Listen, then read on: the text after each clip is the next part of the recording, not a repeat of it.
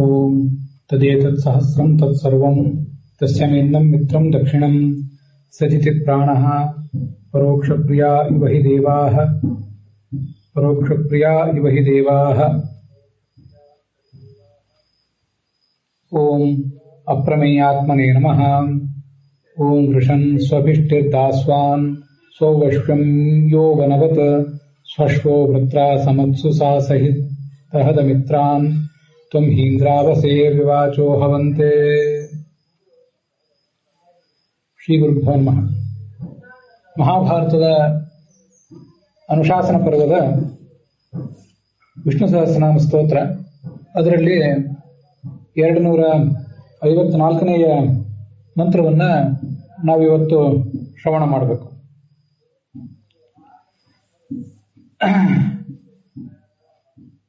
ಅದಕ್ಕೆ ಮೊದಲು ಈ ಅಪ್ರಮೇಯಾತ್ಮ ಅನ್ನುವ ನಾಮಕ್ಕೆ ಸಂಬಂಧಪಟ್ಟಂತೆ ಏನೇನು ಅರ್ಥಗಳಿವೆ ಅಂತ ಅನ್ನೋದನ್ನ ನೋಡೋಣ. ಅಪ್ರಮೇಯಾತ್ಮ ಅಂದ್ರು ಅಮೇಯಾತ್ಮ ಅಂದ್ರು ಅರ್ಥ ಒಂದೇ. ಅಂತೂ ಉಪಸರ್ಗ ಇಲ್ಲಿ ಸೇರ್ಕೊಂಡಿದೆ. ಅಮೇಯಾತ್ಮ ಅನ್ನುವಲ್ಲಿ ಅದಿಲ್ಲ ಅಷ್ಟೇ. ವಾಚಸ್ಪತಿ ರಮೇಯಾತ್ಮ ಅಂತ ಹೀಗೆಲ್ಲ ಅನೇಕ ಕಡೆ ಹಿಂದೆ ಬಂದಿದೆ. ಅದು ಯಾವ ಭಗವಂತನನ್ನು ತಿಳಿಯುವುದಕ್ಕೆ ಸಾಧ್ಯ ಇಲ್ವಾ ಅವನನ್ನು ಅಮೇಯಾತ್ಮ ಅಂತ ಹೇಳೋದು.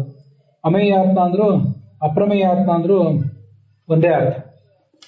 ಈಗ ಈ ಅಪ್ರಮೇಯಾತ್ಮ ಅನ್ನೋದಕ್ಕೆ ಸಂಬಂಧಿಸಿದಂತಹ ಅರ್ಥಗಳನ್ನ ನೋಡೋಣ. ಆತ್ಮ ಅಂದ್ರೆ ಸ್ವರೂಪ, ಅಪರಿಮಿತವಾದ ಸ್ವರೂಪವುಳ್ಳವನು ಅಂತ ಅದರ ತಾತ್ಪರ್ಯ. ಅಪರಿಮಿತ ಅಪ್ರಮಿತಶ್ಚ ಅಸ್ಯ ಆತ್ಮ. ಯಾವ ಭಗವಂತನ ಸ್ವರೂಪ ಅಪರಿಮಿತವಾಗಿದೆ, ಅಗಾಧವಾದದ್ದು ಮತ್ತು ಅಪ್ರಮಿತ, ನಮಗೆ ಅದನ್ನು ಪೂರ್ಣವಾಗಿ ತಿಳಿಯುವುದು ಸಾಧ್ಯ ಇಲ್ಲ ಕೂಡ, ಅಂಥ ಸ್ವರೂಪವುಳ್ಳವನು. ಅಪ್ರಮೇಯಶ್ಚ ಆತ್ಮಾಚ. ಮುಂದೆ ಅವನು ಅಪ್ರಮೇಯನಾಗಿದ್ದಾನೆ, ಇನ್ನೊಬ್ಬರಿಗೆ ತಿಳಿಲಿಕ್ಕೆ ಸಾಧ್ಯ ಇಲ್ಲ, ಮತ್ತು ಆತ್ಮನೂ ಕೂಡ ಆಗಿದ್ದಾನೆ, ಸರ್ವತ್ರ ವ್ಯಾಪ್ತನೂ ಕೂಡ ಆಗಿದ್ದಾನೆ, ನಮ್ಮೆಲ್ಲರನ್ನು ಸ್ವೀಕಾರ ಮಾಡುವವನು ಅಂತ ಅರ್ಥ. ಮೊದಲನೇದ್ರಲ್ಲಿ ಅಪ್ರಮೇಯವಾದ ಸ್ವರೂಪವುಳ್ಳವನು ಅಂತ, ಆತ್ಮ ಅಂದ್ರೆ ಸ್ವರೂಪ ಅಂತ ಅರ್ಥ. ಈಗ ಆತ್ಮ ಅಂದ್ರೆ ನಮ್ಮನ್ನು ಸ್ವೀಕಾರ ಮಾಡುವವನು ಅಂತ ಅರ್ಥ. ಅಶ್ಚ ಪ್ರಚ ಜ್ಞಾನಿಭಿರ್ಹಿ ಮೇಯಾತ್ಮಾಚ. ಇವನು ಅಕಾರವಾಚ್ಯನಾಗಿದ್ದಾನೆ, ಹಾಗೆ ಪ್ರದಿಂದ ವಾಚ್ಯನಾಗಿದ್ದಾನೆ, ಮತ್ತೆ ಜ್ಞಾನಿಗಳಿಂದ ತಿಳಿಯಲ್ಪಡುವಂತಹ ಸ್ವರೂಪವುಳ್ಳವನಾಗಿದ್ದಾನೆ ಕೂಡ.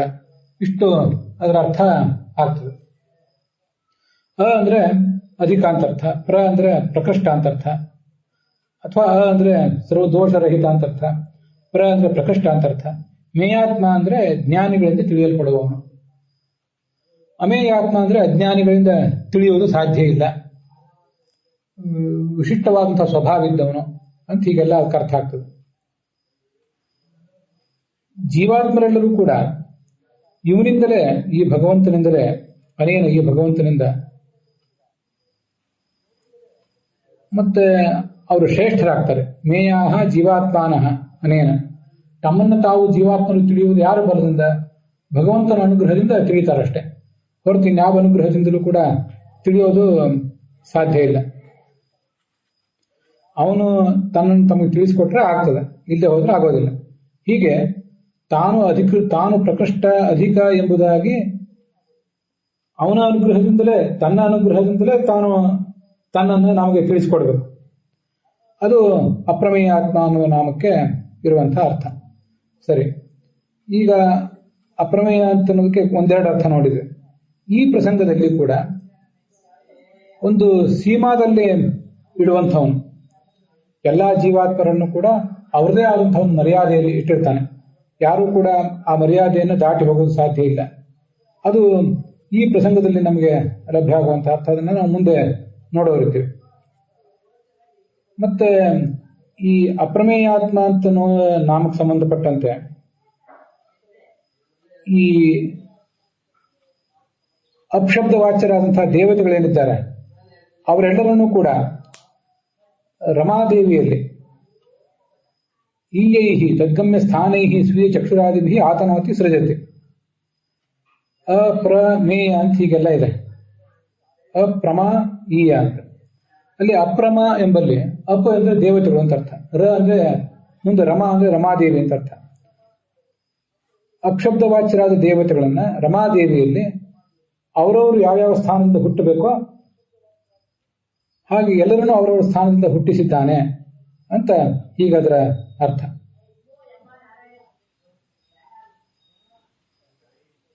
ಇದು ಒಬ್ಬರು ಹೇಳುವಂತಹ ಅರ್ಥ. ನಾವೀಗ ನೋಡ್ತಿರುವಂತೆ ಇದು 254ನೆಯ ನಾಮ. ಇನ್ನು ಕೆಲವು ಕಡೆ ಇದು 241ನೆಯ 251ನೇ ನಾಮ ಆಗ್ತದೆ. ಅಂತೂ ಒಬ್ಬೊಬ್ಬರ ದೃಷ್ಟಿಯಲ್ಲಿ ನಾಮದ ಸಂಖ್ಯೆ ಸ್ವಲ್ಪ ವ್ಯತ್ಯಾಸ ಆಗಿದೆ. 249 ಇನ್ನು ಕೆಲವರಲ್ಲಿ ನಾಮ ಅದು. ನಾವು ನಾಮದ ಸಂಖ್ಯೆಯನ್ನು ನೋಡ್ತಾ ಇರುವುದು ಈ ರಘುನಾಥ ಸ್ವಾಮಿಗಳು ಸಂಪಾದನೆ ಮಾಡಿಕೊಟ್ಟ ಒಂದು ಕ್ರಮ ಏನಿದೆ ಅದರ ಕ್ರಮದಲ್ಲಿ. ಬೃಹತಿ ಮಂತ್ರವು ಕೂಡ ಅದೇ ಕ್ರಮದಲ್ಲೇ ಇದೆ. ನಾವು ಅದನ್ನು ಹಾಗೆ ನೋಡ್ತಾ ಇದ್ದೇವೆ. ಇನ್ನು ಮುಂದೆ ಈ ನಾಮಕ್ಕೆ ಸಂಬಂಧಪಟ್ಟಂತೆ ಬೃಹತಿ ಮಂತ್ರ ಏನಿದೆ, ಆ ಬೃಹತಿ ಮಂತ್ರದ ಮೂಲ ಋಗ್ವೇದ ಏನಿದೆ ಅದರ ಅರ್ಥವನ್ನ ಒಂದಿಷ್ಟು ನೋಡಬೇಕು. ಮೂಲದಲ್ಲಿ ಇದು ಋಗ್ವೇದದ 6ನೇ ಮಂಡಲದಲ್ಲಿ 33ನೆಯ ಸೂಕ್ತ. ಶುನಹೋತ್ರ ಭರದ್ವಾಜಾದರ ಋಷಿ, ದೇವತೆ ಇಂದ್ರ, ಇಂದ್ರಾತ್ಮಕನಾದ ದೇವತೆ ಭಗವಂತನೇ ದೇವತೆ ಅಂತ ನಾವು ತಿಳ್ಕೊಳ್ಬೇಕು. ತ್ರಿಷ್ಟುಪ್ಪದರ ಛಂದಸ್ಸು. ಸರಿ, ಇಲ್ಲಿ ಮೂಲ ಮಂತ್ರ ಯವೋಜಿಷ್ಠ ಇಂದ್ರ ತಂಸು ನೋದಾ ಮದೋ ವೃಷನ್ ಸ್ವಭಿಷ್ಟಿರ್ದಾಸ್ವಾನ್ ಸೌವೇಶ್ವಂ ಯೋ ವನವತ್ ಸ್ವಶ್ವೋ ವೃತ್ರ ಸಮತ್ಸು ಸಾ ಸಹಿತ ಮಿತ್ರಾನ್ ಅಂತ ಹೀಗೆ ಆ ಮಂತ್ರ ಇದೆ. ಇದು 1ನೇ ಮಂತ್ರ ಆ 33ನೇ ಸೂಕ್ತದಲ್ಲಿ. ಅದರಲ್ಲಿ ಯವೋಜಿಷ್ಠ ಇಂದ್ರ ತಂಸುನೋದ ಮದೋ ಅಂತ ಏನಿದೆ ಅದು ಹಿಂದಿನ ಅಸಂಖ್ಯೇಯ ಅನ್ನುವ ನಾಮಕ್ಕೆ ಸಂಬಂಧಪಟ್ಟದ್ದಾಗಿಬಿಟ್ಟಿದೆ. ಅದನ್ನ ಅಲ್ಲಿ ನೋಡಿದ್ದೇವೆ ಅದನ್ನ. ಆದರೂ ಹಿಂದೆ ಬಂದ ಮಂತ್ರ ಅದನ್ನು ಕೂಡ ಇಲ್ಲೊಂದ್ಸರಿ ಅದನ್ನು ಮುಂದೆ ಮತ್ತೆ ನಾವೀಗ ನೋಡೋರಿದ್ದೇವೆ. ಸಾಸಹದ ಮಿತ್ರಾನ್ ತ್ವಂ ಹೀಂದ್ರಾವಸೇ ವಿವಾಚೋ ಹವಂತೆ ಅಂತ ಇದು ಇಷ್ಟು ಬೃಹತಿ ಮಂತ್ರ. ಹೀಗೆ 32ನೇ ಸೂಕ್ತದ ಕೊನೆಯ ಮಂತ್ರದ ಒಂದು ಪಾದ, ಕೊನೆಯ ಮಂತ್ರದಿಂದ ಪ್ರಾರಂಭ ಆಗಿದೆ. ಆದರೆ ನಾವೀಗ ನೋಡ್ತಿರುವುದು ಇದು 33ನೇ ಸೂಕ್ತ. 33ನೇ ಸೂಕ್ತದಲ್ಲಿ 1ನೇ ಮಂತ್ರ ಮತ್ತು 2ನೇ ಮಂತ್ರ. ಆ 2ನೇ ಮಂತ್ರದ ಒಂದು ಮೊದಲ ಪಾದ, 1ನೇ ಮಂತ್ರದ ಪೂರ್ಣ ಭಾಗ, ಇದಿಷ್ಟನ್ನ ತೆಗೆದುಕೊಂಡು ಆ ಬೃಹತಿ ಮಂತ್ರವನ್ನ ಮಾಡಿದ್ದಾರೆ. ಆದರೆ ಯವೋಜಿಷ್ಠ ಇಂದ್ರ ತಂಸುನೋದಾಮದು ಅಂತನ್ನೋದು ಹಿಂದಿನ ಅಸಂಖ್ಯ ಅನ್ನುವ ನಾಮಕ್ಕೆ ಸಂಬಂಧಪಟ್ಟದ್ದಾಗ್ತದೆ. ಇಲ್ಲಿ ಇದಕ್ಕೆ ಸಾಯಣಾಚಾರ್ಯ ಏನು ಅರ್ಥ ಮಾಡಿದ್ದಾರೆ, ಮುಂದೆ ಅದಕ್ಕನುಸಾರವಾಗಿ ರಘುನಾಥ ಸ್ವಾಮಿಗಳು ಏನು ಅರ್ಥ ಮಾಡ್ತಾರೆ ಅಂತ ಅನ್ನೋದು ನೋಡೋಣ. ವೃಷನ್ ಅಂದ್ರೆ ನಮ್ಮೆಲ್ಲ ಅಪೇಕ್ಷೆಗಳನ್ನು ಈಡೇರಿಸುವಂತಹ ಭಗವಂತನೇ ಅಂತ ಅದರ ತಾತ್ಪರ್ಯ ಆಗ್ತದೆ. ಅಂಥ ಇಂದ್ರನೇ ಯಹ ಪುತ್ರ, ನಮಗೊಬ್ಬ ಮಗ ಬೇಕಾಗಿದ್ದಾನೆ. ಯಾವ ಮಗ? ಓಜಿಷ್ಠ, ಎಲ್ಲ ಶಕ್ತಿಶಾಲಿ ಆದವನು, ಮತ್ತೆ ನಿನ್ನನ್ನು ಕೂಡ ಸ್ತೋತ್ರ ಮಾಡಿ ಸಂತೋಷ ಪಡಿಸುವಂಥವನು, ಉತ್ತಮವಾದಂತಹ ಅಪೇಕ್ಷೆಗಳನ್ನು, ಯಾವತ್ತೂ ದುಷ್ಟ ಅಪೇಕ್ಷೆಗಳನ್ನು ಹೊಂದದವನು, ಎಲ್ಲ ಬಗೆಯ ದಾನವನ್ನು ಮಾಡಬಲ್ಲವನು, ಯಜ್ಞ ಮಾಡಿ ದೇವತೆಗಳಿಗೆ ಹವಿಸ್ಸನ್ನ ಕೊಡುವಂಥವನು.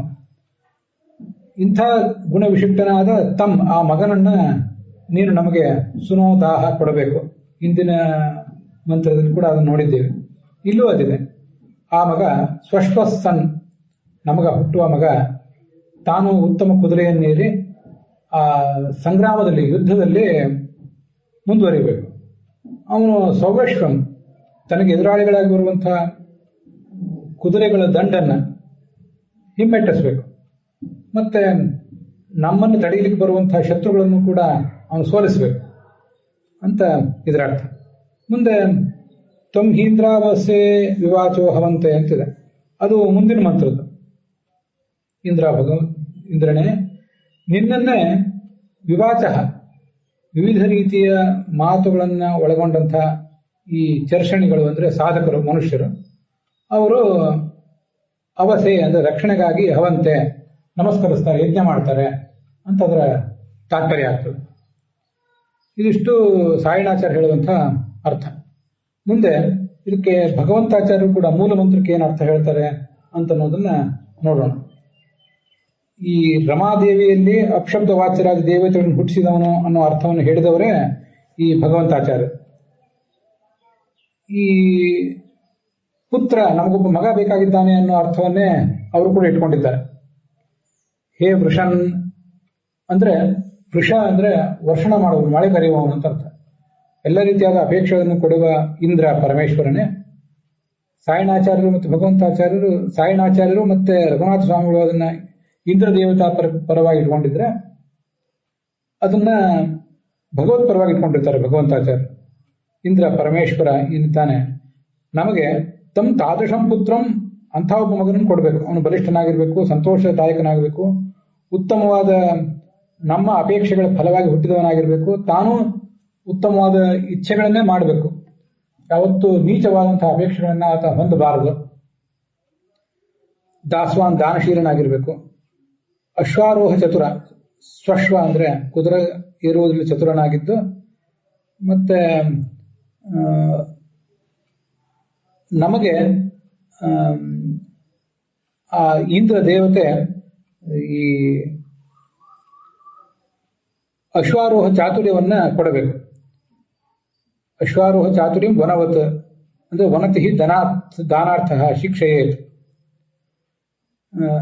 ಒಬ್ಬ ಮಗನೂ ಸಿಗಬೇಕು, ಮತ್ತೆ ಅವನು ಎಲ್ರಿಗೂ ಕೂಡ ಈ ಅಶ್ವಾರೋಹ ಚಾತುರ್ಯವನ್ನ ಕಲಿಸಬೇಕು ಅಂತ ಹೀಗೆ ಅರ್ಥ ಮಾಡಿದ್ದಾರೆ.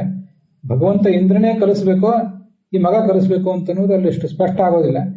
ಇಲ್ಲಿ ನಾನು ಅವ್ರು ಹೇಳಿದ ಅನ್ವಯಾರ್ಥ ಇಟ್ಕೊಂಡಿರೋದಿಲ್ಲ, ನಂದು ಅನ್ವಯಾರ್ಥ ಬೇರೆ ಇದೆ, ಅದನ್ನ ಮುಂದೆ ಹೇಳ್ತೇನೆ. ತ್ವಂ ಹೀಂದ್ರಾವಸೇ ವಿವಾಚೋ ಹವಂತೆ ಅಂತಿದೆ. ಇಂದ್ರ ಭಗವಂತನೇ, ಭಗವಂತಾಚಾರ್ಯ ಹೇಳ್ತಾರೆ ವಿಷ್ಣುವೇ. ವಿವಾಚ ವಿವಿಧ ಸ್ಥಿತಿ ರೂಪ ವಾಚ, ನಾನಾ ಥರದ ವೇದ ಪುರಾಣಾದಿಗಳನ್ನು ಬಲ್ಲವರಾದಂತಹ ಈ ಸಾಧಕರು ಅವರು ಶೂರಸಾತಿ ಅಂತ ಅದು ಮುಂದೆ ಬರೋದಿದೆ, ಚರ್ಷಣೆಯ ಶೂರಸಾತವು ಅಂತ ವಿಶಿಷ್ಟ ಅನ್ನೋ ನಾಮದಲ್ಲಿ ಬರೋದಿದೆ. ಅಂತಹ ಒಂದು ಯುದ್ಧದಲ್ಲಿ ಅವರು ಅವಸೆಯ ರಕ್ಷಣಾರ್ಥಂ, ತಮಗೆ ಯುದ್ಧ ಮಾಡುವ ಪ್ರಸಂಗ ಬಂದಾಗ ಯಾವುದೇ ರೀತಿಯಾದ ಹಾನಿ ತಟ್ಟಬಾರದು ಅಂತ ಆ ಸಾಧಕರೆಲ್ಲರೂ ಕೂಡ ನಿನ್ನನ್ನ ಸ್ತುತಿಸ್ತಾರೆ ಅಂತ ಹೀಗೆ ಅದರ ಅರ್ಥ. ಹವಂತೆ, ಹೋಮ ಮಾಡ್ತಾರೆ ಅಂತ ಇಷ್ಟು ಅದರ ಅರ್ಥ. ಇದು ಭಗವಂತಾಚಾರ್ಯರು ನಮಗೆ ತಿಳಿಸಿಕೊಡುವಂತಹ ಅರ್ಥ. ಆಯ್ತು, ಇನ್ನು ಮುಂದೆ ಇದಕ್ಕೆ ರಘುನಾಥ ಸ್ವಾಮಿಗಳು ಏನು ಅರ್ಥ ಮಾಡಿದ್ದಾರೆ ಅಂತ ಅನ್ನೋದನ್ನು ನೋಡೋಣ. ರಘುನಾಥ ಸ್ವಾಮಿಗಳು ಸಾಮಾನ್ಯವಾಗಿ ಸಾಯಣಾಚಾರ್ಯ ಏನು ಅರ್ಥ ಹೇಳಿರ್ತಾರೆ ಅದೇ ಅರ್ಥವನ್ನೇ ಹೇಳಿರ್ತಾರೆ.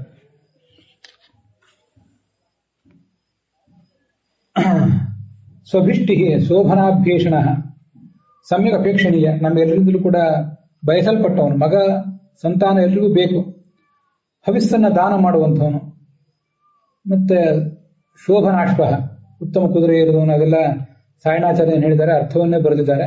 ಶತ್ರುಗಳ ಕುದುರೆಯ ದಂಡನ್ನ ಅವನು ನಾಶಪಡಿಸಬೇಕು. ಮತ್ತೆ ವೃತ್ರರು ಅಂದ್ರೆ ನಮ್ಮನ್ನ ಆವರಿಸಿ ನಮ್ಮನ್ನು ಹಿಂಸಿಸ್ಲಿಕ್ಕೆ ಬಂದಂತಹ ಶತ್ರುಗಳನ್ನ ಸಾಹಸ ಹಿಮ್ಮೆಟ್ಟಿಸಬೇಕು. ಅಂತಹ ಮಗನನ್ನ ತಮ್ಮ ಪುತ್ರ ಅಸ್ಮಭ್ಯಂ ದೇಹೀಕ್ಷಿ ಸಂಬಂಧ, ಅಂತಹ ಮಗನನ್ನು ನೀನು ನಮಗೆ ಕೊಡಬೇಕು ಅಂತ ಒಟ್ಟು ಸಂಬಂಧ.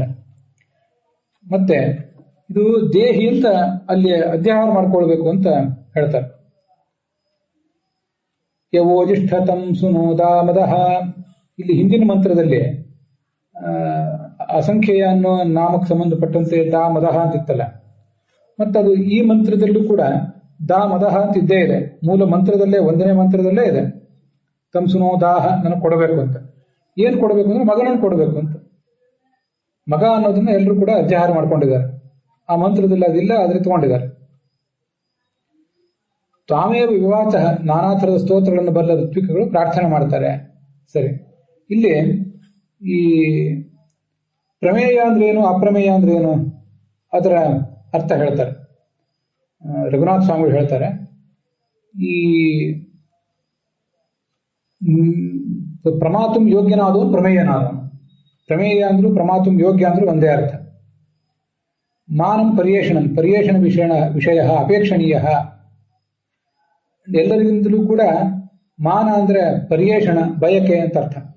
ಹಾಗಾಗಿ ಪರ್ಯೇಷಣ ಅಂತಂದ್ರೆ ಅಪ್ರಮೇಯ ಅಂತಂದ್ರೆ, ಪ್ರಮೇಯ ಅಂದ್ರೆ ಬಯಸ್ಲಿಕ್ಕೆ ಯೋಗ್ಯನಾದವನು ಅಂತ ಅದು ತಾತ್ಪರ್ಯ. ಆ ಸಮಂತ ಪ್ರಮೇಯ, ಆ ಅಂದ್ರೆ ಚೆನ್ನಾಗಿ ಎಲ್ಲರಿಂದಲೂ ಬಯಸ್ಲಿಕ್ಕೆ ಯೋಗ್ಯನಾದವನು ಅಂತ ಹೀಗಾದ ಅರ್ಥ. ಮೂಲತಃ ಆ ಇದ್ದದ್ದು ಆಮೇಲೆ ಅಪ್ರಮೇಯ ಅಂತ ಆಗಿದೆ ಅಂತ ಹೀಗೆ ಭಗವಂತಾಚಾರ್ಯರು ಹೇಳ್ತಾರೆ. ಅಪ್ರಮೇಯಂ ಸಮ್ಯಪೇಕ್ಷಣೀಯಂ ಗುಣಾಢ್ಯಂ ಪುತ್ರಂ ಆ ಸಮ್ಯಕ್ ದದಾತೀತಿ ಆತ್ಮ. ಮತ್ತೊಂದು ಅರ್ಥವನ್ನು ಹೇಳ್ತಾರೆ. ಅಂಥ ಒಬ್ಬ ಮಗ ಸಮ್ಯಕ್ ಅಪೇಕ್ಷಣೀಯನಾದಂಥ ಮಗನನ್ನ ಆತ್ಮ, ಆ ಆತ್ಮ ಅಂತಿದೆಯಲ್ಲ, ಆತ್ಮ ಅಂದ್ರೆ ಕೊಡುವವನು ಅಂತನೂ ಅರ್ಥ ಇದೆ. ಎಲ್ಲರಿಗೂ ಅಪೇಕ್ಷಿತವಾದ ಸಂತಾನವನ್ನು ಕೊಡುವವನು, ಆದ್ರಿಂದ ಭಗವಂತ ಆತ್ಮ. ಆಂಗ್ ಪೂರ್ವಕ ದದಾತೆ ಮನಿನ್, ಆಂಗ್ ನಿತ್ಯ ಪುಸ್ತಕ ಪೂರ್ವಕ, ಅದಕ್ಕೆ ದಾನಿ ಧಾತು, ಅದಕ್ಕೆ ಮನಿನ್ ಪ್ರತ್ಯಯ ಬಂದ್ರೆ ಆತ್ಮ ಅಂತ ಹೀಗೆ ಆಗಿದೆ. ಮತ್ತೆ ಅಲ್ಲಿ ದಾ ಎಂಬಲ್ಲಿ ಇರುವ ತಕಾರ ಹೊರಟೋಗಿ ತ ಆಗಿದೆ. ಇದು ಒಂದು ಅರ್ಥ ಬರೆದಿದ್ದಾರೆ. ಇನ್ನ ಅಪ್ರಮೇಯ ಅಂದ್ರೆ ಪ್ರಮಾತಂ ಅಂದ್ರೆ ಹಿಂಸಿಸಲಿಕ್ಕೆ ಸಾಧ್ಯ ಆಗುವವನು. ಪ್ರಮೇಯ ಅಂದ್ರೆ ಯಾರನ್ನ ನಾವು ಹಿಮ್ಮೆಟ್ಟಿಸಬಲ್ಲೆವೋ, ಸದೆಬಡಿಯಬಲ್ಲೆವೋ ಅವನು ಪ್ರಮೇಯ. ಶತ್ರುಭಿ ಪರಾಭಾವಯಿತು ಶಕ್ಯ, ಅವನು ಪ್ರಮೇಯ. ಅಪ್ರಮೇಯ ಅಂದ್ರೆ ಶತ್ರುಭಿ ಪರಾಭಾವಯಿತು ಅಶಕ್ಯ, ಶತ್ರುಗಳು ಯಾರನ್ನು ಹಿಮ್ಮೆಟ್ಟಿಸಲಿಕ್ಕೆ ಸಾಧ್ಯ ಇಲ್ವೋ ಅವನು ಅಪ್ರಮೇಯ ಅಂತ ಅದರ ತಾತ್ಪರ್ಯ. ಅಂತೂ ಶತ್ರುಗಳನ್ನೇ ಹಿಮ್ಮೆಟ್ಟಿಸಬಲ್ಲಂತಹ, ಶತ್ರುಗಳಿಗೆ ಮಣಿಯದ ಮಗನನ್ನು ಕೊಡ್ತಾನೆ ಅಂತ ಇದು ಅಪ್ರಮೇಯ ಅನ್ನುವ ನಾಮವನ್ನ ರಘುನಾಥ ಸ್ವಾಮಿಗಳು ವ್ಯಾಖ್ಯಾನಿಸಿದ್ದಾರೆ. ಮತ್ತೆ ಆ ಬೃಹತಿ ಮಂತ್ರಕ್ಕೂ ಈ ಅಪ್ರಮೇಯ ಅನ್ನೋ ನಾಮಕ್ಕೂ ಸಂಬಂಧವನ್ನು ಕೂಡ ತೋರಿಸಿದ್ದಾರೆ. ಸರಿ, ಇನ್ನು ಮುಂದೆ ನಾನು ಇದಕ್ಕೆ ಏನು ಅನ್ವಯಾರ್ಥ ಮಾಡ್ಕೊಂಡಿದ್ದೇನೆ ಅಂತ ಅನ್ನೋದನ್ನ ಈಗ ಹೇಳ್ತೇನೆ. ವೃಷನ್ ಅಂದ್ರೆ ಶ್ರೇಷ್ಠ ಅಂತ ಅರ್ಥ ಇದೆ. ವೃಷನ್, ಇದು ವೃಷಭ, ವೃಷ ಇವೆಲ್ಲ ಶತ್ರುಗಳು ಶ್ರೇಷ್ಠ ಅನ್ನೋ ಅರ್ಥವನ್ನು ಹೇಳ್ತಾರೆ. ಹಾಗೆ ಶತ್ರು ಹಿಂಸಕ ಅಂತನೂ ಅರ್ಥ ಆಗ್ತದೆ. ಇವು ಕೋಶಗಳಲ್ಲಿ ಬೇರೆ ಬೇರೆ ಕಡೆ ಬಂದಿರುವಂತಹ ಅರ್ಥಗಳು, ನಾನು ಇಟ್ಕೊಂಡಿರುವಂತಹ ಅರ್ಥ. ಮುಂದೆ ಇಲ್ಲಿ ಮಗ ಅನ್ನುವ ಯಾವ ಅರ್ಥವನ್ನು ಕೂಡ ನಾನು ಇಟ್ಕೊಂಡಿಲ್ಲ, ಅದು ನನಗೆ ಸಮಾಧಾನ ಕೊಟ್ಟಿಲ್ಲ. ಮಗ ಅಂತ ಅಷ್ಟು ಮುಂದಿನ ಹಿಂದಿನ ಮಂತ್ರದಲ್ಲಿ ಕಾಣಿಸೋದಿಲ್ಲ. ಅದನ್ನು ಅಧ್ಯಾಹಾರ ಮಾಡ್ಕೊಂಡಿದ್ದಾರೆ ಸಾಯಣಾಚಾರ್ಯರು, ಅದನ್ನೇ ಉಳಿದವರು ಮಾಡ್ಕೊಂಡಿದ್ದಾರೆ. ನಾನು ಆ ಮಗನ ಬಗ್ಗೆ ಇಲ್ಲಿ ಯಾವುದೇ ಪ್ರಸ್ತಾವ ಮಾಡಲಿಲ್ಲ. ಸರಿ, ಏನಾಗಾದ್ರೆ ಭಗವಂತನ ಬಗ್ಗೆನೇ ಮಾಡಿದ್ದೇನೆ. ಯಹ ಅಂತಿದೆಯಲ್ಲ, ಯಾವ ಈ ಭಗವಂತ, ಯಾವ ಈ ಮಗ ಅಲ್ಲ, ಯಾವ ಈ ಭಗವಂತ. ಸ್ವಭಿಷ್ಟಿ, ಸ್ವಭಿಷ್ಟಿ ಅಂದ್ರೆ ಶೋಭನಾಭೀಷ್ಟಿ ವಿಷಯ ಸಮ್ಯಕ್ ಅಪೇಕ್ಷಣೀಯ, ಚೆನ್ನಾಗಿ ನಮ್ಮಿಂದ ಅಪೇಕ್ಷಿತನಾದವನು ಅನ್ನೋ ಅರ್ಥವನ್ನು ಭಗವಂತಾಚಾರ್ಯರು, ರಘುನಾಥ ಸ್ವಾಮಿಗಳು ಮತ್ತು ಸಾಯಣಾಚಾರ್ಯರು ಬರೆದಿದ್ದಾರೆ. ನಾನು ಅದಕ್ಕೆ ಅಭಿಯಷ್ಟವ್ಯ, ಇದು ಕೋಶದಲ್ಲೇ ಇವತ್ತು ಉಪಲಬ್ಧ ಇದೆ. ನಮ್ಮ ಯಜ್ಞಗಳಿಂದ ಆರಾಧ್ಯನಾದವನು, ಅಭಿಯಷ್ಟವ್ಯ ಅನ್ನೋ ಶಬ್ದ ಕೋಶದಲ್ಲಿದೆ, ಅದಕ್ಕೆ ಯಜ್ಞ ಆರಾಧ್ಯ ಅಂತ ಅರ್ಥ. ಆ ಅರ್ಥವನ್ನ ನಾನು ಇಟ್ಕೊಂಡಿದ್ದೇನೆ. ಮುಂದೆ ಮನೋರಥ ಪ್ರದ ಅಂತನೂ ಒಂದು ಅರ್ಥ ಇದೆ. ಇವೆಲ್ಲ ವಾಚಸ್ಪತ್ಯ ಕೋಶಗಳಲ್ಲಿ ಕಾಣಿಸ್ತವೆ. ಅಭೀಷ್ಟ ವಸ್ತು ಸ್ವರೂಪ, ಇದು ಶಬ್ದ ಸಾಗರ ಅನ್ನೋ ಕೋಶದಲ್ಲಿ ಕಾಣಿಸ್ತದೆ. ಸ್ವಯಂ ಭಗವಂತನೇ ಅತಿ ದೊಡ್ಡ ಅಭೀಷ್ಟ, ನಮಗೆ ಅಭೀಷ್ಟ ವಸ್ತುವಿನ ರೂಪನಾದವನು ಅಂಥ ಭಗವಂತ. ದಾಸ್ವಾನ್ ಅಂದ್ರೆ ಹವಿರ್ದಾನ, ನಾವೇನ್ ಮಾಡ್ತೇವಲ್ಲ ಆ ಹವಿರ್ದಾನವನ್ನು ಸ್ವೀಕಾರ ಮಾಡುವವನು, ಹವಿರ್ದಾನ ಉಳ್ಳವನು ಅಂತ. ದಾನ ಉಳ್ಳವನು ಅಂದ್ರೆ ಹೇಗೆ, ದಾನ ಕೊಡುವವನು ದಾನ ಉಳ್ಳವನು, ದಾನ ಸ್ವೀಕಾರ ಮಾಡುವವನು ಕೂಡ ದಾನ ಉಳ್ಳವನೇ. ಉಳ್ಳವನು ಅನ್ನೋದು ಯಾವ ರೀತಿಯಿಂದ ಉಳ್ಳವನು ಅಂತ ಅನ್ನೋದನ್ನ ಹೊಂದಿಕೊಂಡಿದ್ದಾರೆ ಅಷ್ಟೇ. ಆದ್ರಿಂದ ಕೊಡುವವನು ಕರ್ತೃತ್ವೇನ ದಾನ ಉಳ್ಳವನು, ಸ್ವೀಕಾರ ಮಾಡುವವನು ಸ್ವೀಕರ್ತೃತ್ವೇನ ದಾನ ಉಳ್ಳವನು. ಆದ್ರಿಂದ ದಾಸ್ವಾನ್ ಅಂದ್ರೆ ಹವಿರ್ದಾನ ಸ್ವೀಕರ್ತ. ಇದು ಸಾಯಣಾಚಾರ್ಯರು, ಭಗವಂತಾಚಾರ್ಯರು ಎಲ್ಲ ಬರದೇ ಇದ್ದಾರೆ ಈ ಅರ್ಥವನ್ನು. ಮತ್ತೆ ದಾನಶೀಲ ಅಂತ ಇನ್ನೊಂದು ಅರ್ಥವನ್ನು ಕೊಟ್ಟರೆ ಅದನ್ನು ಇಟ್ಕೋಬಹುದು. ಅದನ್ನು ಭಗವಂತಾಚಾರ್ಯ ಹೇಳಿದ್ದಾರೆ. ಮತ್ತೆ ನಮ್ದು ಅಭಿಪ್ರಾಯ ಕೂಡ ಹಾಗೆ ಕಾಣಿಸ್ತದೆ. ಹವಿಸ್ಸನ್ನ ಭಕ್ತರು ಕೊಟ್ಟಿದ್ದನ್ನು ಸ್ವೀಕಾರ ಮಾಡ್ತಿ, ಮತ್ತೆ ನೀನು ಅವರಿಗೆ ಬೇಕಾದ ಎಲ್ಲವನ್ನು ಕೊಡ್ತಿ. ಸ್ವಶ್ವ ಅಂತಿದೆ. ಸ್ವಶ್ವ ಅಂತಂದ್ರೆ ಇದು ನಾನು ಬೇರೆ ಅರ್ಥ ಇಟ್ಕೊಂಡಿದ್ದೀನಿ. ಕುದುರೆ ಏರಿದವನು, ಅದೆಲ್ಲ ನಮಗೆ ಇದು ಅಪೇಕ್ಷಿತ ಅರ್ಥ ಅಲ್ಲ, ಬೇಡ ಅಂತಲ್ಲ. ನನಗರ್ಥ ಹೀಗೆ, ಅಶ್ವ ಅಂದ್ರೆ ಇಂದ್ರಿಯಾಣಿ ಹಯಾನಾಹು ಅಂತ ಕಾಟಿಕೋಪನಿಷತ್ನಲ್ಲಿದೆ, ಅದು ಪ್ರಸಿದ್ಧವಾದ. ಅಶ್ವ ಅಂದ್ರೆ ಇಂದ್ರಿಯ ಅಂತ ಅರ್ಥ. ಹಾಗಾಗಿ ಸ್ವಶ್ವ ಅಂದ್ರೆ ಸ್ವರೂಪಾಭಿನ್ನೇಂದ್ರಿಯ ಸ್ವಾಯುಧಸ್ಯಾತೆ ಸತೋ ಭುವಾನಸ್ಯ ಪತೆ ವಯಂ ಅಂತ ಈ ಪವಮಾನ ಸೂತ್ರದಲ್ಲಿ ಸ್ವಾಯುಧ ಅಂತ ಭಗವಂತನನ್ನ ವರ್ಣನೆ ಮಾಡ್ತಾರೆ. ಸ್ವಾಯುಧ ಅಂದ್ರೆ ತನ್ನ ಆಯುಧಗಳನ್ನು ಹೊಂದಿದವನು ಅಂತ ಅಷ್ಟು ಮಾತ್ರ ಅರ್ಥ ಅಲ್ಲ. ಸ್ವಸ್ವರೂಪವಾದ ಆಯುಧವುಳ್ಳವನು, ತನಗಿಂತ ಅಭಿನ್ನವಾದ ಆಯುಧಗಳುಳ್ಳವನು ಅಂತ. ಭೂಷಣಾಯುಧ ಲಿಂಗಾಖ್ಯಾ ದತ್ತೇ ಶಕ್ತಿ ಸ್ವಮಾಯಯ ಅಂತ. ಯಥೈಕಾಜ್ಞಾನುಭಾವೇನ ವಿಕಲ್ಪರಹಿತ ಸ್ವಯಂ ಭೂಷಣಾಯುಧ ಲಿಂಗಾಖ್ಯಾ ಅಂತ ನಾರಾಯಣ ವರ್ಮದಲ್ಲಿದೆ. ಅವನಲ್ಲಿ ಸ್ವಗತ ಭೇದ ವಿವರ್ಜಿತ ಅವನು. ಆದರೆ ಅವನು ಮಾತ್ರ ನಾನಾ ಥರದ ಆಭರಣ ರೂಪನಾಗಿ ತಾನೇ ಮತ್ತೆ ಆಯುಧ ರೂಪನಾಗಿ ತಾನೇ ಕಂಗೊಳಿಸ್ತಿರ್ತಾನೆ ಅಂತ ಬಂದಿದೆ. ಹಾಗೆ ಸ್ವಶ್ವಃ ಆ ಭಗವಂತನ ಇಂದ್ರಿಯಗಳೆಲ್ಲವೂ ಸ್ವರೂಪದಿಂದ ಅಭಿನ್ನವಾದ ಇಂದ್ರಿಯಗಳು, ಕಣ್ಣು, ಕಿವಿ, ಮೂಗು ಇತ್ಯಾದಿ ಎಲ್ಲವೂ ಕೂಡ. ಅಥವಾ ಸ್ವ ಅಂದ್ರೆ ಸ್ವಾಧೀನ ಅಂತ ಅರ್ಥ. ಸ್ವಾಧೀನವಾದ ಇಂದ್ರಿಯವುಳ್ಳವನು. ನಮ್ಮ ಇಂದ್ರಿಯಗಳು ಯಾವುದು ಕೂಡ ನಮ್ಮ ಅಧೀನ ಅಲ್ಲ, ಅವು ಯಾರ್ಯಾರ್ದೋ ಅಧೀನ. ಆದರೆ ಭಗವಂತ ಮಾತ್ರ ಅವನ ಅಧೀನವಾದ ಇಂದ್ರಿಯಗಳುಳ್ಳವನು. ಸರಿ, ಮುಂದೆ ಸಮತ್ಸು ಅಂತಿದೆ. ಸಮತ್ಸು ಅಂದ್ರೆ ಯುದ್ಧದಲ್ಲಿ. ಯಾವ ಯುದ್ಧ ಅದು? ಜೀವನ ಅನ್ನುವುದೇ ಒಂದು ಯುದ್ಧ. ಆ ಯುದ್ಧದಲ್ಲಿ ಸೌವಶ್ವ್ಯಂ, ಈ ಸಾಧಕರಿಗೆ ಅವನು ಸ್ವಾಧೀನೇಂದ್ರಿಯತ್ವವನ್ನು ಕೊಡ್ತಾನೆ. ಯಾವ ಸಾಧಕರು ಆತನನ್ನು ಆರಾಧನೆ ಮಾಡ್ತಾರೆ ಅವರೆಲ್ಲಿಗೂ ಕೂಡ ಅವನು ಇಂಥದೊಂದು ವರ ಕೊಡ್ತಾನಲ್ಲ, ಆ ವರದ ಮೂಲಕ ಸಾಧಕರು ತಮ್ಮ ಇಂದ್ರಿಯಗಳೆಂಬ ಕುದುರೆಗಳನ್ನು ತಮ್ಮ ಹತೋಟಿಯಲ್ಲಿ ಇಟ್ಕೋತಾರೆ. ಮತ್ತೆ ಇದು ಸಂಸಾರದಲ್ಲಿದ್ದಾಗ. ಮುಕ್ತಿಗೆ ಹೋದಾಗ ಅದೇ ಸಾಧಕರು ಸ್ವರೂಪೇಂದ್ರಿಯಗಳನ್ನೇ ಪಡ್ಕೋತಾರೆ. ಸ್ವರೂಪೇಂದ್ರಿಯಗಳು ಅವ್ರ ಜೀವಸ್ವರೂಪದಿಂದ ಅಭಿನ್ನವಾದ ಇಂದ್ರಿಯಗಳು ಇವಾಗಲೂ ಇವೆ. ಆದ್ರೆ ಮೇಲೆ ಲಿಂಗದೇಹ, ನಿರುದ್ಧ ದೇಹ, ಭೌತ ದೇಹ ಇರುವುದರಿಂದ ಆ ಇಂದ್ರಿಯಗಳು ಇದ್ದೂ ಇಲ್ಲ ಅಂತಾಗಿವೆ.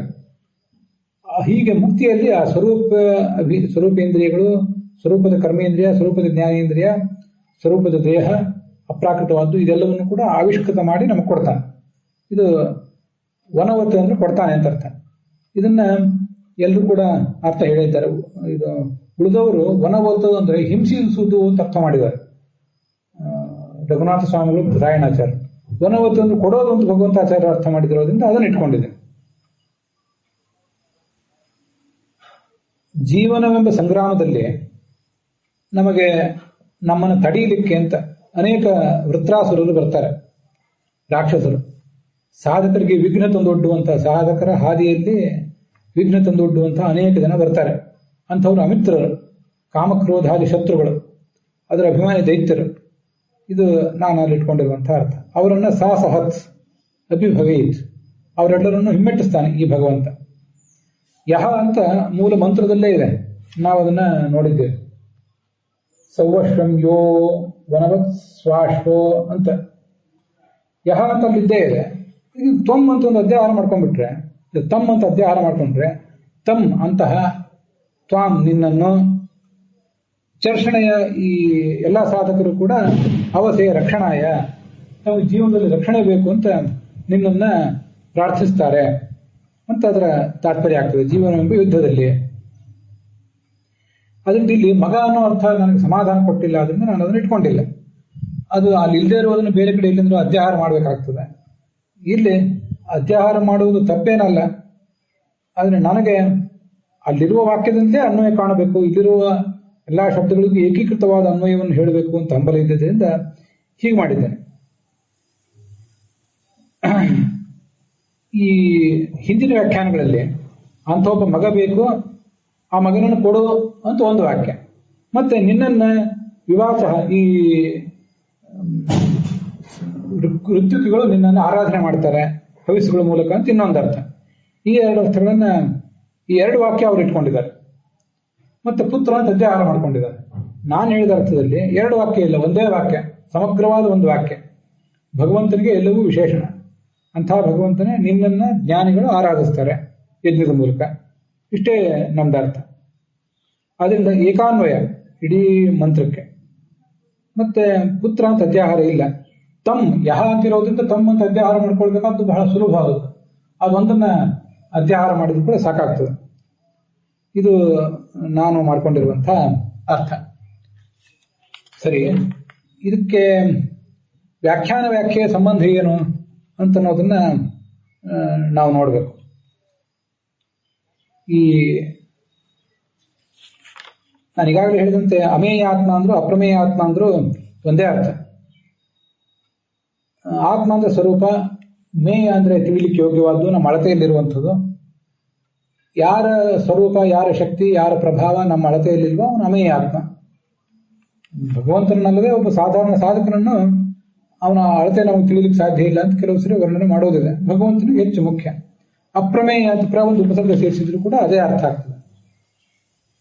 ಅದಕ್ಕೆ ಅನೇಕ ಅರ್ಥಗಳನ್ನು ಮಾಡ್ಲಿಕ್ಕೆ ಸಾಧ್ಯ ಇದೆ. ಅದರಲ್ಲಿ ಒಂದು ಅರ್ಥವನ್ನ ಇವತ್ತು ನಾವು ನೋಡೋಣ.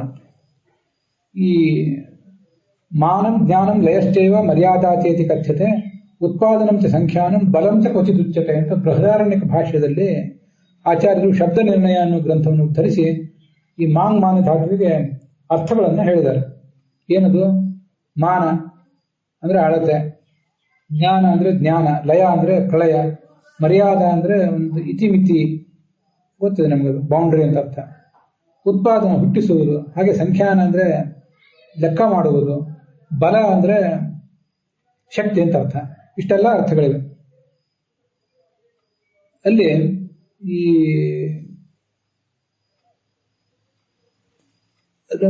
ರಘುನಾಥ ಸ್ವಾಮಿಗಳು ಅರ್ಥ ಮಾಡಿದ್ದಾರೆ. ಪ್ರಮಾತುಂ ಅಂದ್ರೆ ಹಿಂಸಿಸಲಿಕ್ಕೆ, ಪರಾಭಾವಿತುಂ ಶಕ್ಯ ಪ್ರಮೇಯ. ಯಾರನ್ನ ನಾವು ಹಿಂಸಿಸ್ಲಿಕ್ಕೆ ಸಾಧ್ಯ ಆಗ್ತದೋ ಅವನು ಪ್ರಮೇಯ, ಯಾರನ್ನ ಹಿಂಸಿಸ್ಲಿಕ್ಕೆ ಸಾಧ್ಯ ಆಗುವುದಿಲ್ಲವೋ ಅವನು ಅಪ್ರಮೇಯ ಅಂತ ಹೀಗಾದ್ರ ಅರ್ಥ. ಅಲ್ಲಿ ಬಲ ಅಂತಿದೆಯಲ್ಲ, ಯಾರು ನಮ್ಮ ಬಲದಿಂದ ಮಣಿತನ ಅವನನ್ನು ನಾವು ಹಿಂಸಿಸುವುದು. ಹಿಂಸಿಸುವುದು ಅಂದ್ರೆ ಕೊಲ್ಲಬೇಕು ಅಂತಲೇ ಅರ್ಥ ಅಲ್ಲ, ಹಿಮ್ಮೆಟ್ಟಿಸುವುದು ಅಂತನೂ ಅದರ ಅರ್ಥ. ಹಾಗೊಂದು ಅರ್ಥನೂ ಅದಕ್ಕೆ ಮಾಡಬಹುದು. ಮತ್ತೆ ಮರ್ಯಾದ ಅಂತಿದೆಯಲ್ಲ, ಮರ್ಯಾದ ಅಂದ್ರೆ ಮರ್ಯಾದಾಂ ದರ್ಶಯಿತು ಶಕ್ಯ. ನಮ್ಮ ಎದುರಿಗೆ ಬಂದವನನ್ನ ಇನ್ನೂ ಮೀರಿ ಬರಬೇಡ, ನಿನ್ನ ಅಳತೆ, ನಿನ್ನ ಬೌಂಡ್ರಿ ಎಲ್ಲಿದೆ ಅದನ್ನು ತಿಳ್ಕೊ, ದೂರವೇ ಇರು, ಇಲ್ಲದೆ ಹೋದ್ರೆ ನನ್ನಿಂದ ನೀನು ಸೋಲ್ತಿ ಅಂತ ಶತ್ರುಗಳಿಗೆ ಅವರವರ ಮರ್ಯಾದೆಯನ್ನು ನಾವು ತೋರಿಸ್ಲಿಕ್ಕೆ ಸಾಧ್ಯ ಆದ್ರೆ ಅವನು ಪ್ರಮೇಯ. ಆದರೆ ಭಗವಂತ ಆ ರೀತಿಯಿಂದ ಪ್ರಮೇಯ ಅಲ್ಲ. ಯಾರೂ ಕೂಡ ಭಗವಂತನನ್ನ ಒಂದು ಹೆಜ್ಜೆ ಮುಂದೆ ಇಟ್ಟು ಜೋಕೆ ಅಂತ ಅವನು ಎಚ್ಚರಿಸುವುದು ಸಾಧ್ಯ ಇಲ್ಲ. ಯಾವ ಶತ್ರುವಿನ ಎದುರಿಗೂ ಕೂಡ ಆ ಭಗವಂತನಿಗೊಂದು ಮರ್ಯಾದೆ ಅಂತ ಅನ್ನುವುದೇ ಇಲ್ಲ.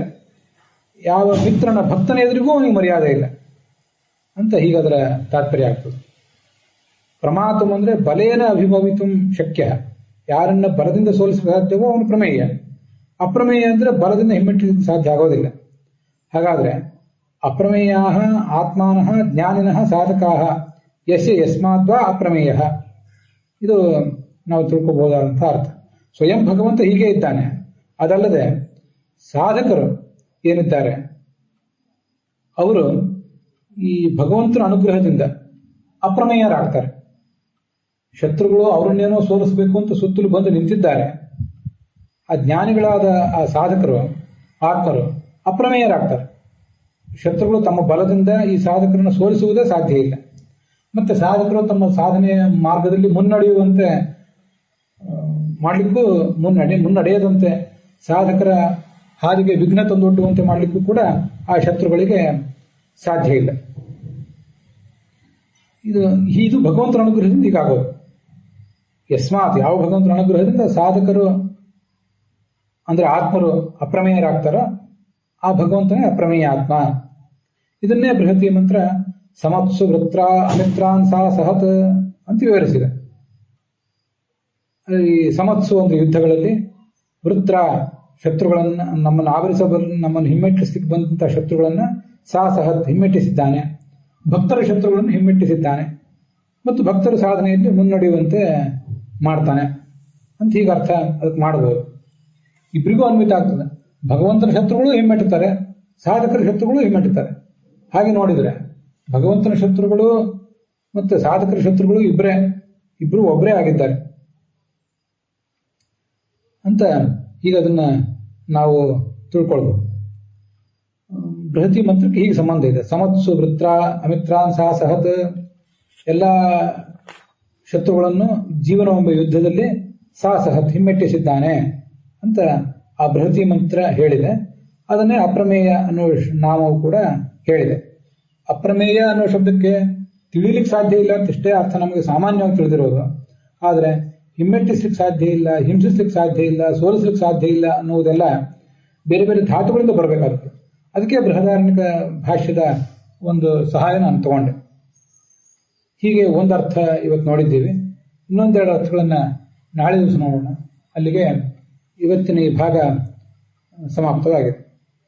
ಹುಸಿಯ ನಾಡಿ ಹೊಟ್ಟೆ ಹೊರೆವ ವಿಷಯದಲ್ಲಿ ರಸಿಕನಂದು ಹುಸಿಗೆ ಹಾಕಿರುವ ಇನ್ನು ಋಷಿಕೇಶನೆ ಈಶನಿನ್ನ ಚರಣ ಭಜನೆ ಆಸೆಯಿಂದ ಮಾಡುವೆ ದೋಷ ರಾಶಿ ನಾಶ ಮಾಡು ಶ್ರೀ ಕೇಶವ ಶ್ರೀಕೃಷ್ಣಾರ್ಪಣ ಮಸ್ತು.